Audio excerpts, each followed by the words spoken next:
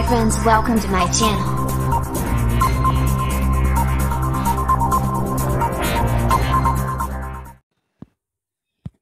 Million jobs may be lost. Ireland's economic crisis is as deep as most countries, and yet Sinn Fein is still wedded to a massive spending plan on healthcare, on 100,000 new homes.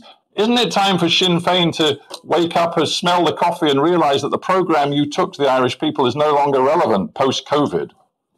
Well, we're wide awake, and it's a long time since we smelled the coffee. And in fact, the COVID emergency highlights the absolute imperative and urgency to deliver those very things that we discussed in the course of the election campaign. With whose money, Mary Lou McDonald? You raise the issue of housing, and let me address it. We have a housing crisis on the island. We have a whole generation locked out of home ownership. We have people who can't make their rent, who have no prospect of a secure roof over their head. We have people living in awful overcrowded conditions.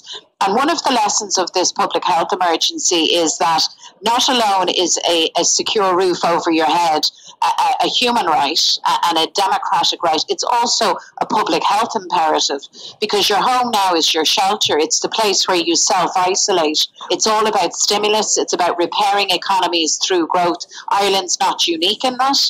Far from it, and Sinn Féin is certainly not unique, although we were very much ahead of the pack in recommending and advancing that type of economic recovery long before others. But the proposition surely is that at a time of COVID-19 crisis, with the reality of Brexit and the end of the transition looming at the end of this year, what the Irish people appear to believe and want right now is the stability of this grand coalition they've got, rather than the radicalism and the uncertainty that might come with Sinn Féin. That is a political landscape you're going to have to adapt to. Well, I mean, you're making an assertion there that certainly I would contest. I would suggest to you that the government that we got was certainly not the government that many people envisaged or voted for. But the truth is also that Irish people expect that the basics are gotten right. They expect that they can have decent public services to rely on. They expect that they have stable, secure work and a decent level of income, not to live an extravagant lifestyle, but to live a decent and a good life.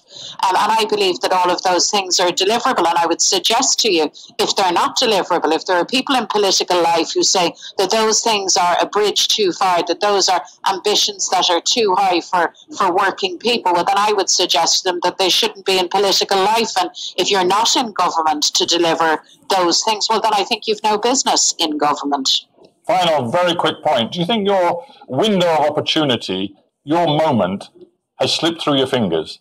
No, I think we're just beginning. And I think there are those who would say to you, for purely self-interest, that the moment of change has gone in Ireland, that it's over. But I would say by response, well, watch this space, because it's only just beginning.